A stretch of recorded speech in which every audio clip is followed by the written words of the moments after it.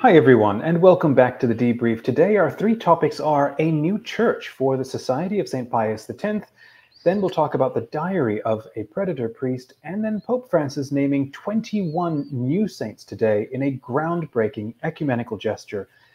This and more with Mike Lewis and the Debrief.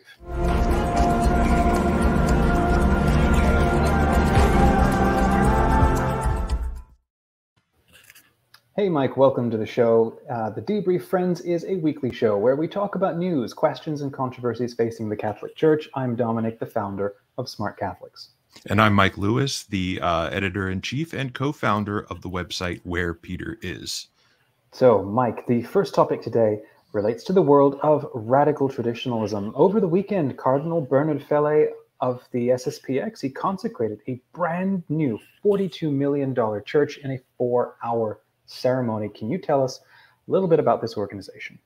Yeah, so basically this event is fairly newsworthy. We've written a lot of articles about the Society of St. Pius X on Where Peter Is. They're probably the largest traditionalist organization in the world. They were started in the 1970s by the French Archbishop Marcel Lefebvre. He started a seminary in Econ, Switzerland, and in order to form seminarians in at least his understanding of traditional Catholicism. They were originally given temporary provisional permission to exist. Then in the mid-70s, following a Vatican visitation, Archbishop Lefebvre was suspended of his faculties and as a bishop and priest, and he was asked to shut down the seminary. Archbishop Lefebvre kept the seminary open.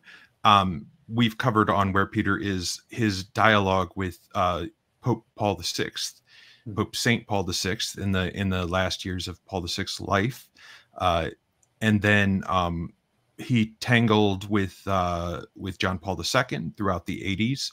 As he was aging in the year 1988, Archbishop Lefebvre realized that there were no other bishops in the society and that he would need somebody to carry on his work if he was to continue. So he went through a lengthy process of negotiation with then Archbishop Ratzinger to bring with the focus of bringing the SSPX into full communion.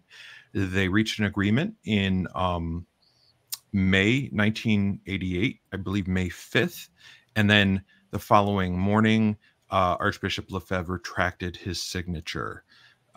He couldn't, in good conscience, go along with the Vatican agreement, which would have given them at least one bishop.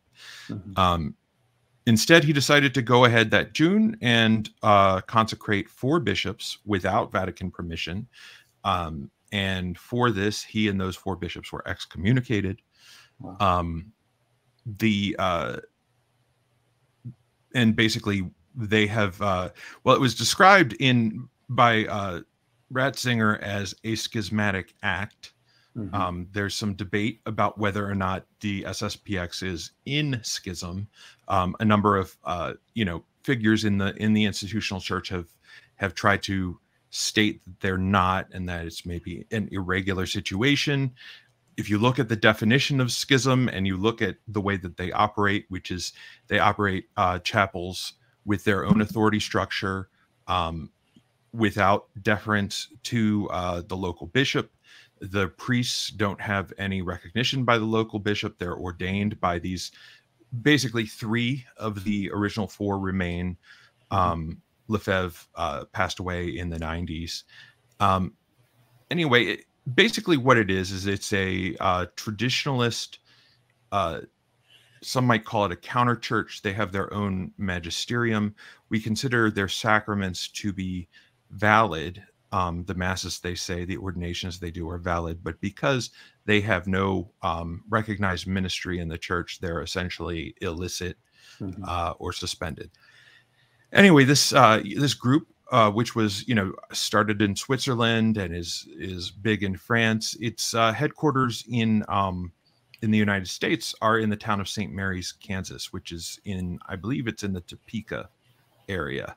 Okay. They have built up a large school, a community where that basically, I mean, I've heard from people who live in St. Mary's, and it's actually a pretty interesting dynamic, because the old timers, the townies, a lot of them go to the diocesan parish church, but then there's this whole community of people who belong to the society, and they have different standards of conduct, different standards of, that highly emphasize standards of modesty and behavior, and don't condone popular culture. So it's it's this counterculture that's moved into this old Kansas town.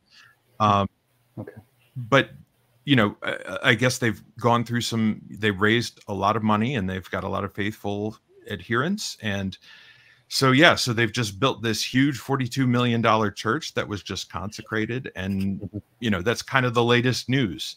Seems like a number of people are there and also endorsing. For example, like Taylor Marshall, like where does he fit? Like, he's very popular when it comes to Catholic Twitter and trad it's content. kind of interesting, because I think so. Taylor Marshall was briefly an Anglican priest, and then he came into the Catholic Church. I recommend to anybody with the time, if you look at his appearance on the EWTN program, The Journey Home, from 2011, I think he had maybe been in the church for a year or two at that point. And you listen to the way he speaks and the things he says, and then you compare him. I mean, most of the people watching this are probably familiar with Taylor Marshall. Compare that to the Taylor Marshall we're aware of now, and it's night and day. He seems to traffic in outrage. He tends to exaggerate news stories. I mean, I remember there was some conspiracy theory that Pope Francis had been arrested for, I don't even know what, covering up abuse or something like that. And he'll run these live videos with these sensational titles, basically for clicks. I mean, he had that best-selling book, Infiltration. He seems to be getting more and more radical as he flirts with the notion that Pope Francis may not be a legitimate pope. I believe it was Christmas 2020, or maybe Easter 2020, when he decided to flirt with the Society of St. Pius X. I guess the mainstream church, or the FSSP, the traditionalist group that's in communion with Rome, the church was closed that holiday, and apparently he went to the SSPX as an alternative. Since then, he's been very friendly towards them, and he was, taking selfies or, appearing live from St. Mary's over the weekend. I don't think he has officially signed on with the SSPX, but it's one of those things where he's certainly encouraging it, and I think that they are more than willing to give him all the encouragement that he will get. I think for a lot of these figures, they are going to stay within the confines of the institutional church, at least technically, for as long as they can, because if they leave and joined a schismatic or semi-schismatic society or went independent, they would probably lose a lot of their cachet in the Catholic community. But of all of these commentators, he seems to be one of the most the one who's got at least one foot out the door. So that seems to be his status.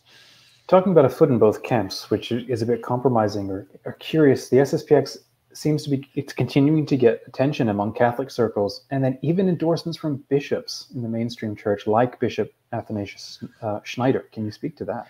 Yeah, Athanasius Schneider is interesting. Lately, he has been one of the, first of all, it seems to me absurd the number of Americans who are intimately familiar with an auxiliary bishop from Kazakhstan. I don't know how many auxiliary bishops in the United States, most Catholics, know the names of, but because he has been a vocal supporter of traditionalism, and more recently a vocal critic of the Pope, to the extent of, signing letters accusing him of heresy, and, signing vaccine waivers, for Americans who wanted to get out of the COVID vaccine. He's a very interesting figure, and, he's always been kind of friendly to the SSPX.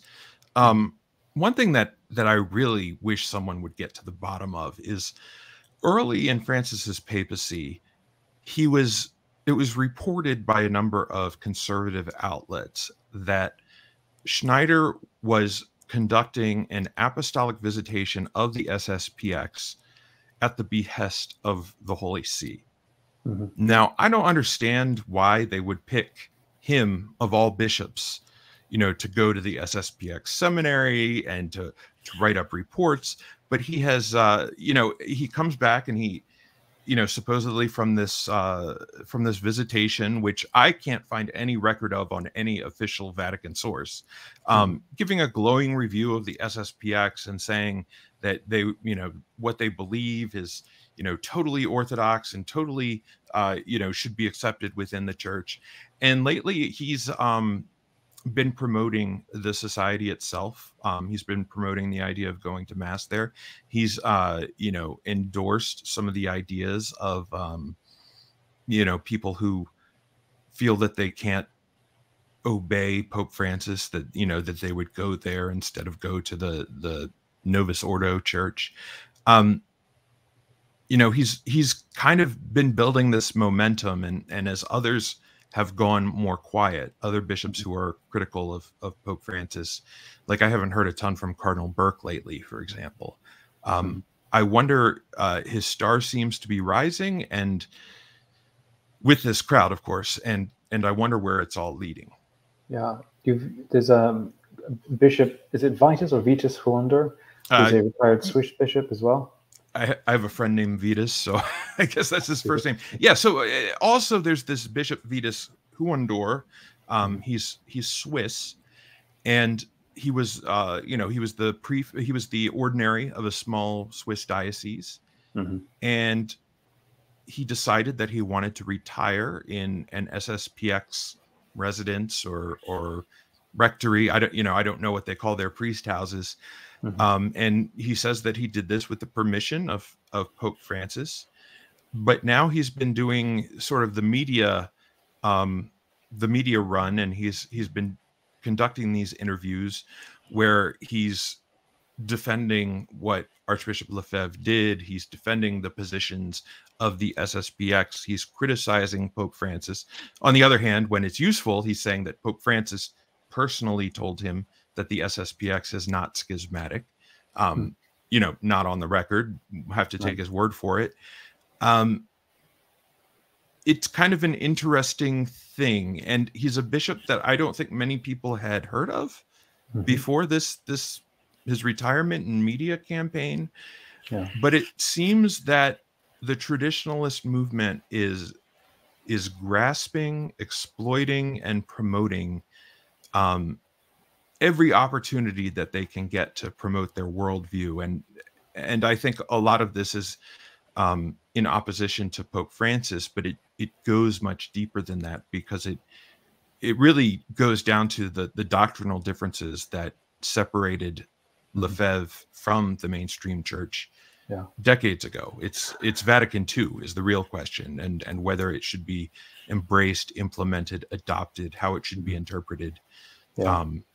Well, there's a whole discussion topic. I know we've got Pedro Gabriel, who's writing an entire book on this, heresy disguised as tradition. It's going to be a whole thing. Well, speaking of that, are there resources that our viewers and listeners can share if a loved one becomes interested in the SSPX? Well, first of all, I'd recommend the book by Pedro. So what is it as of this recording? I think it's still coming out. It's still coming out, but it has been announced, and I blurbed it. So I don't know if there's a link I can send you, probably to his website. We'll put it in the show notes. But yeah, that's a good resource. It just sort of debunks every single talking point that that traditionalists come up with about about authority, about the magisterium, about what it means to be orthodox, about what schism means. It's a very interesting and comprehensive read. But I also wanted to, and this is this is a plug for some other YouTube shows and websites. If you have a friend who is interested or exploring the SSPX or is starting to become more and more radical traditionalist, I just want to throw a few names out there, and we can link to their channels of YouTubers who, I mean, frankly, I would consider them all, conservative Catholics. Some of them would even still consider themselves traditionalist, but not radical traditionalist, still faithful to the magisterium, faithful to Vatican II. So one name, and it's a name that we've recommended before, I would say, is Michael Lofton of Reason and Theology. I believe he has a whole playlist on SSPX. He does phenomenal work with his team. He does, and he's very thorough. I mean, I don't agree with everything. I mean, nobody agrees with everything anybody says, but I think his heart is in the right place, and he is intellectually honest, and he is very charitable. Second would be the Logos Project. It was started by a young man named Dalmasso. Sorry, paused on that. He was raised in the SSPX. I believe his parents met in the town of St. Mary's, and then he grew up in France, with the SSPX. And he's made a religious journey over the last few years, and he's been exploring the writings of Ratzinger and Balthasar de Lubac and the documents of Vatican II, and he's really doing a good job of trying to explain faithfully the living magisterium of the church. And along with him would be Andrew Bartel, who is also a former member of the society, as well as a former sede vacantist, which is somebody who believes there hasn't been a valid pope since 1958. He also returned to the church, to Mother Church. And so they've worked together. A lot of the videos on the Logos Project feature him as well. I also want to mention John Souza, who is a regular guest. Now, John Souza is very interesting because he, was a longtime voice for in favor of the SSPX. He was an apologist. He wrote a book called True or False Pope, which was refuting the idea that Francis was an invalid pope while defending the SSPX position that we didn't have to follow him. But I think, once again, as a matter of intellectual honesty, he discovered, wait a minute, that's not how the magisterium works. When I read these documents, when I read these, writings of popes and theologians, I realize that what the SSPX has constructed is a house of cards. It's not what the church is founded on. And the church must hold together in unity, in doctrinal unity, with the successor of Peter. So those are some names. The last one I want to throw out, and this is a channel I just discovered a few weeks ago, but it's a young woman named Laura Vander Voss, and her YouTube channel is Miss Happy Catholic, all one word. Now, she's had a YouTube channel for a while, but I think within the last year or so, she has been featuring long-form interviews with former traditionalists, former radical traditionalists, who have basically spent a lot of time in these communities. They became, they adopted the mentality, or they were raised in the mentality, and then gradually they came to see the truth of the church as it is, as opposed to what the SSPX says it is. And so I want to link to one testimony in particular with a young woman named Bethany, who was raised in the SSPX and talks about her journey as a young woman in this community, part of a family that was dedicated to the society.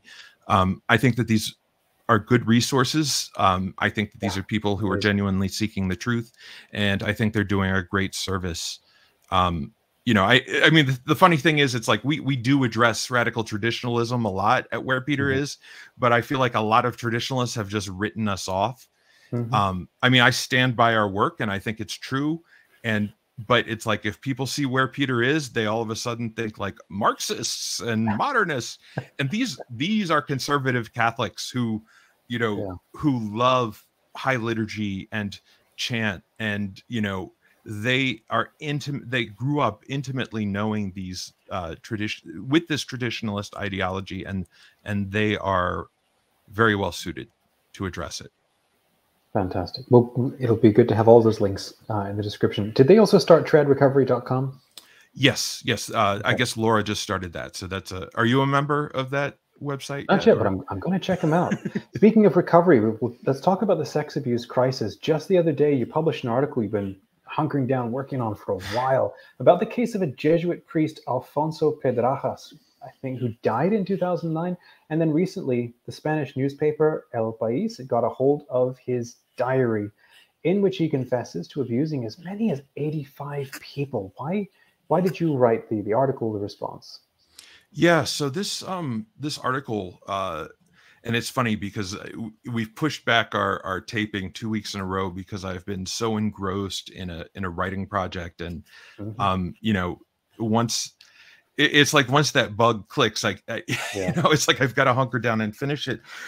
So basically, yeah, this is a story of this man was a Spanish Jesuit, entered the Jesuits in 1960, died in 2009. He spent most of his time in Bolivia as an educator. He was an active pedophile. He wrote in this 383-page diary his struggles and his thoughts and his experiences.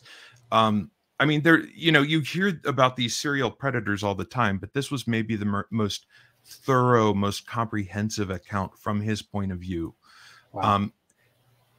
And, you know, at one point he admits that, you know, maybe he abused as many as 85 people, you know, otherwise he wasn't living a life of chastity. You know, there were various points at which people complained about him. And I believe at one point he spent a year, you know, away doing labor, you know, was sent there by the Jesuits, but no real discipline. People tried to report him and they were brushed aside.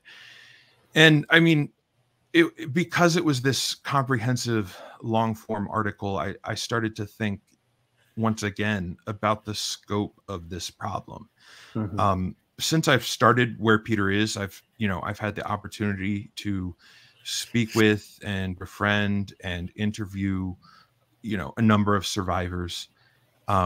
It's been, I mean, as somebody personally who wasn't affected by the crisis, you know, I'm fortunate enough to never have been sexually abused. To my knowledge, no one in my family, you know, in my immediate family was. None of the priests I was close to have been exposed for abusing minors or for, you know, for hiding, you know, that kind of life. And so I personally have not experienced that pain. And I think when you haven't, and probably most Catholics have not, or are not aware that people they know have experienced it, can step back from this and maybe analyze it or think about it doctrinally, or think about like, oh, well, we need to lock them up, but without really focusing on the enormous wound that this has caused. Yeah, because you talk in the article how doctrine and canon law, legislating about this, is not going to heal the problem. And that's kind of the thing. I mean, one thing that I've come across in my interactions with various survivors is that, you know, some of them lose their faith. Some of them walk away and then come back at a certain point. Some of them hang on to their faith, but in every single case, the survivor's faith has been dramatically transformed. And in a lot of cases, I'll see traditionalists or I mean, for lack of a better term, people with a more legalistic mindset, accusing them of heterodoxy, or being hard on them for their beliefs. And something that struck me, and we also ran a review yesterday of Brian Devlin, or 2 days ago, of Brian Devlin's book, Cardinal Sin. He was one of the victims of the Scottish Cardinal Keith O'Brien, and he wrote a memoir. And it struck me that through it all, and this was something that he said, he still fixes his gaze on Christ. He still believes in redemption. He still believes in salvation. And after everything that they've been through, I think that needs to be the starting point. Or, you know, if they've lost their faith, I think that wound that caused them to lose their faith should be the starting point. And Mark Joseph Williams, a friend of mine who Jeannie and I interviewed him for the podcast, but I've gotten to know him pretty well. He wrote an article in America last year about how survivors of sexual abuse can help heal the church overall. And he talked about how survivors, and it's because every survivor has their own story, has their own wounds, needs to be attended to in a way that is specific to them. They model synodality. I was going to say that's your recommendation at the end of the article. That's what Pope Francis is asking us to do. It's you know, I think people, you know, and I see this attitude written down on Twitter or in criticisms of the synod. You know, there are people that are hurting, whether it's over a church teaching or because the church has actually wronged them in some way. You know, and that's something that I have experienced, obviously not to that degree, but I have been hurt by the institutional church in concrete, real ways. And we can't deny the reality of that pain. We can't say, you know, you're mad at the church because you want to be a priest, but women can't be priests because Pope John Paul said it in 1990, so your concern is invalid. Well, what is that saying to the person? It's saying that their pain doesn't count and they might as well leave because what they want is never going to happen. I mean, I don't have an answer. None of us have the power to change doctrine. I mean, you know, we're told that, you know, the deposit of faith is preserved for all time, but the least we can do is listen to people's pain. And I guess I'm just, you know, a flood of thoughts came, and this article was the fruit of that. I think that we can't just offer fixes. I think we need to be present. We need to accompany. We need to listen. And if we walk together, supporting one another, you know, trusting in God, something good will happen. If we base everything on you're in or you're out, yes, no, these are the rules, black and white, we won't bridge these gaps, and the church will suffer for it. Speaking of the church suffering, earlier today it was announced 21 new saints would be listed in the Roman Martyrology with the feast day of February 15th. They were 21 men who were migrant workers, 20 from Egypt, 1 from Ghana, and they were brutally executed by Islamic militants on a beach in Libya in 2015. There's extraordinary ecumenical significance with this. Can you explain why? Yes. So Pope Francis this week hosted Pope, and I'm going to butcher the name, Pope Tawadros II. It means Theodore in Coptic. He is the Coptic Pope of Alexandria. Yes, his title is Pope. No, he's not claiming to be the successor of Peter or the Vicar of Christ. It just so happens that the ancient see of Alexandria and the ancient see of Rome, they named their leaders Pope, and then the other 3 major patriarchates had patriarchs. So the Copts broke away from the from the Eastern Orthodox and the Catholic churches in the mid first millennium. They accept the first 3 ecumenical councils, and they are part of what is known as the Oriental Orthodox. The Eastern Orthodox, which, Greek Orthodox, Russian Orthodox, they are larger, and they had their schism. We give the year 1054, but they accept the first 7 councils that we have. So this was an earlier rift, but like the Eastern Orthodox, the Catholics recognize the sacraments of the Coptic Christians as valid. They have valid bishops. They have valid Eucharist, and they share our faith. And in recent years, Pope Francis has become very friendly with their Pope. And the fact of the matter is, 20 of these 21 men, the Egyptians, they were all Oriental Orthodox. They were not technically in communion with the Roman Catholic Church.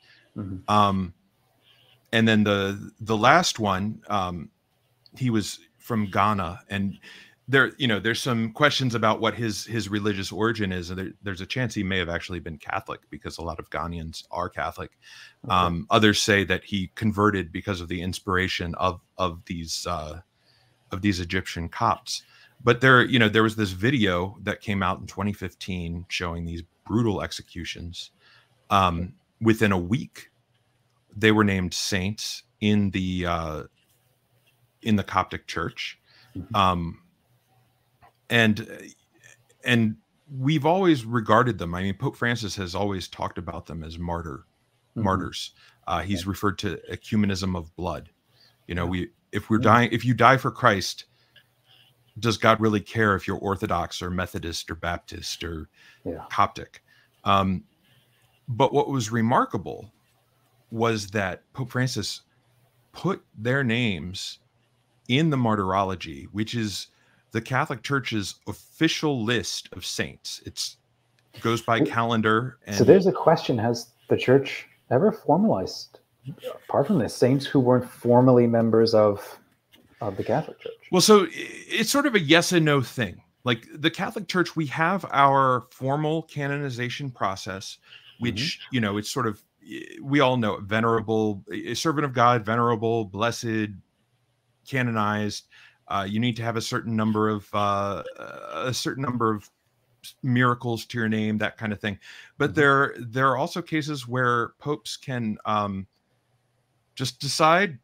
I mean, because the Pope has supreme authority, I'm going to make this guy a saint. Pope Francis has used it a few times. He skipped a step with Pope John the 23rd. He named one of his favorite Jesuits, Peter Faber. He named him a saint. And in this particular case, he decided to officially declare these 21 men saints. There's one other case that was quite famous. It was in 2015, where Saint Gregory of Narek was declared a doctor of the Church. Now, until he was declared a doctor of the Church, I doubt many Latin Rite Catholics had ever heard of Saint Gregory Narek.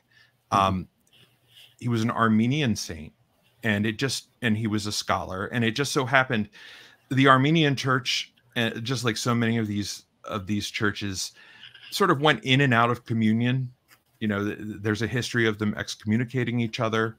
And at the time when he was living, his church was not in communion with Rome. It wasn't anything to do with him. It's just, the higher ups weren't getting along at the time. So, but then in the 1700s, a group of Armenian Christians decided to reconcile with the Catholic Church.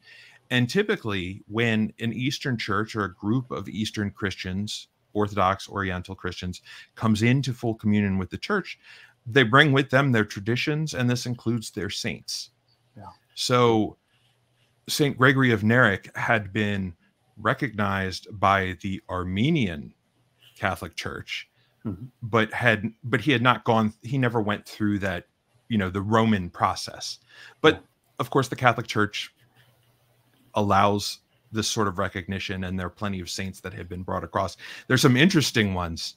I mean, for example, in some of the Eastern churches, the Emperor Constantine is considered a saint, whereas he's not really considered a saint in the Roman Catholic Church. I mean, he was baptized on his deathbed, so I think, it was one of those strategic moves that he was hoping would assure his salvation. But there's some interesting nuances there. But as long as somebody venerated by an Eastern church is not considered believing something contrary to the faith, then we recognize and we bless their, continuing their tradition of veneration. It's beautiful. Well, I mean, we call the show the Debrief because there's way too much to talk about, and there's still more to, prod you for, and more questions to put to you. If people do want to go a little more deeply, they can check the links in the description for this show, and there are links to all of the things that we've been talking about are available in the show notes. Thanks again for the Debrief, Mike. This show is brought to you from SmartCatholics.com. It's the free online community for millennials, creators, and learners. Join the private Where Peter Is group to ask questions and to meet other people following this show. Share your own insights and suggest topics for next time. And visit wherepeteris.com to read articles, commentaries, and spiritual reflections by and for faithful Catholics who support the mission and vision of Pope Francis. Please share this episode with family or friends, your followers. Hit the subscribe button so that you never miss an episode of the Debrief, and hit the like button too. That really helps Absolutely. YouTube and the algorithm push this video out to more people. And hey, support Where Peter Is on Patreon so you can help us bring you wonderful content like this. Thanks again for joining us, friends. When it comes to news and controversies in the Catholic Church, stay curious, informed, and engaged. God bless you. God bless you.